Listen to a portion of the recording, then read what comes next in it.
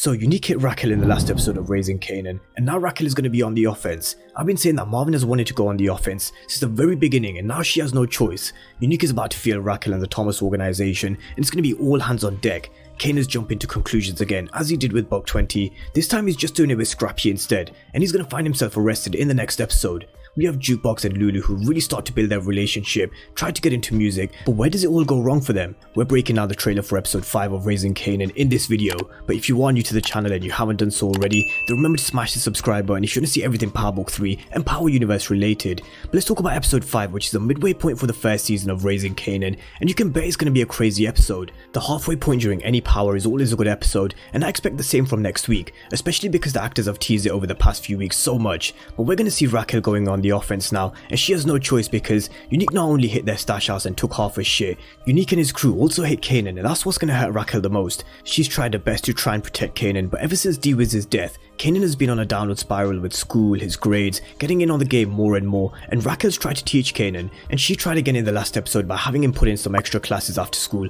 but it's not going to work with Kanan, especially when you have someone like Uncle Marvin around who's going to get you into shit. You can argue this whole situation was mainly Kanan's fault anyway, because he was the one who gave the stash house away to Davina, and if he didn't come running out the house in the first instance in episode 3, then Unique would never have found out about the stash house in the first place. Then you can argue in episode 4, Marvin was partly to blame because he should never have got Kanan involved in moving the stash, and certainly should never have left him alone in the stash house because he's clearly not ready. Kanan is a shadow of the person we saw in Power, and he clearly ain't someone who's ready. He continues to make mistakes, and he's going to continue to make even more mistakes as the show goes on. And I'm going to talk about his next mistake with his fight with Scrappy in a moment. But Raquel telling Lulu and probably Marvin that they're going to have to go on the offense. We hear Kanan telling us that when she burns shit down, she burns it all down. And now we're really going to see how Raquel plays this and what moves she makes. Now Marvin was partly to blame in the last episode, but we're going to see him make up for his mistakes that he made, and that's because he's the muscle to Rack, and the muscle to Rack's organization. He proves it in this trailer. He's beating down whoever this is. I'm sure he's going to be connected to Unique in some way, and Marvin and Raquel ain't going to be taking no shit in this episode. She gives the nod to Marvin to beat this guy, and that's what Marvin does because that's what he's good at. I really wouldn't be surprised to see Marvin dropping another body or two in the next episode as well, because they're going to be hunting. They've gone from being the hunted to the hunters, if I were to directly quote Raquel from episode 1, and I'm sure this scene is just one of many from Marvin next week. So we know what Marvin's role is, but I wonder what Lulu's role is, because we've all seen what he's capable of when it comes to D-Wiz. He's deadly with the trigger. But then you have Jessica, who really keeps planting the music business in his mind, and this is the second time she's done it, and it's going to create that seed of doubt in Lulu's mind. In this game you can't sleep. Episode 3's title, which was Don't Sleep, shows what happens when you take your eye off the game, even for a small moment. A momentary lapse in judgment from Marvin cost him the stash, because there's no way Unique and his boys go in there if Marvin was still in the house, and Lulu can't afford to sleep in this game either. But it seems as if he's going to be helping Lulu trying to get into the studio with Crown, and he told us that he's someone who doesn't ask for favors in the last episode, because if you ask for favors, it's just another way of ending up under someone's thumb. So he's probably going to tell Crown rather than ask him. Crown is one cocky motherfucker that needs to be put in his place, and I do feel that Lulu will put him in his place eventually, but I don't think we'll see it happen for a while. Lulu is someone who's really calm and calculated, so he's going to be smart about how he goes about playing Crown. Now you can clearly tell that Crown fancies Jessica, and Jessica is using her charm to get into the studio and use Crown to have Famous get his studio time, something that Jukebox has been busting her ass off and saving every penny for. So she's pissed that Famous has just been handed this opportunity on a plate, but I do think Juke will get a chance eventually, and Lulu's going to make it happen because he cares about Juke,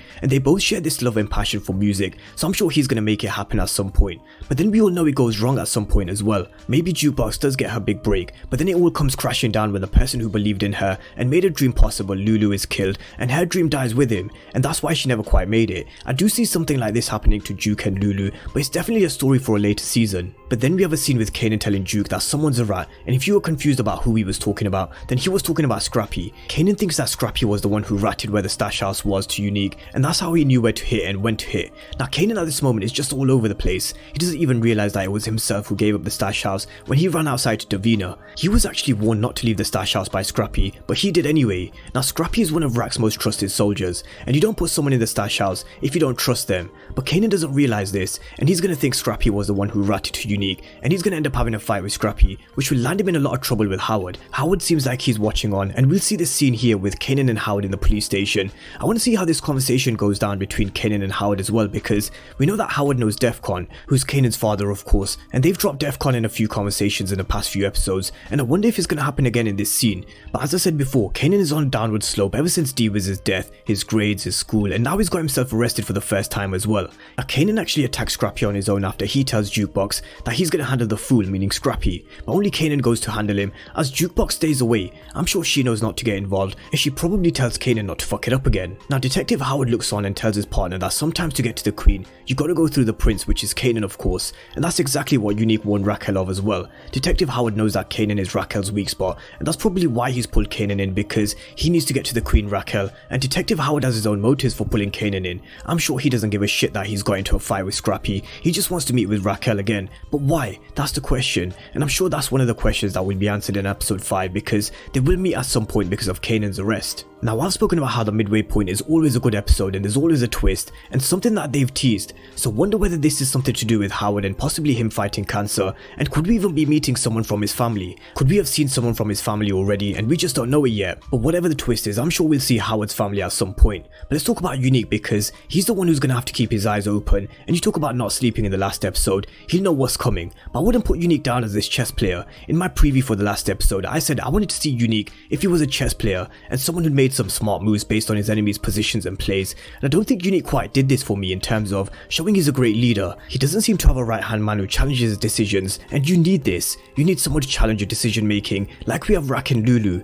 Lulu in the first episode told Rack, look, I never tell you how to raise your kids, but no school is going to save Kanan, and she took that on board, and there's been a few occasions where she's looked at Lulu just to get his approval and thoughts on situations. So the partnership that Raquel and Lulu have really works well for them. But it was Unique's decision and his decision on his own to go after Rack's stash, but was it the right call and the right move? Yeah, sure, he had to hit back, no doubt, but he left himself in a weak situation now because their soldiers are bleeding dry on the corners, they have no product to sell, and as a leader you need to look after your soldiers because everybody has mouths to feed. Him telling his crew to step on the product that's already been stepped on is a short-term fix and would cause problems in the long term for his corner boys, because that would just ruin their reputation on the streets when people really start to see how weak their product is. And with Unique hitting Raquel's stash house, it still doesn't change his position with his connect Dean, who supplies both Raquel and Unique, let's not forget. He's still not going to be giving Unique's re-up because shit would be too hot around him, so it still leaves Unique in a bit of a difficult spot, and I wonder how he's going to handle the whole war with Rack now that he's on the defense. But that's episode 5 trailer breakdown thoughts and what we can expect going forward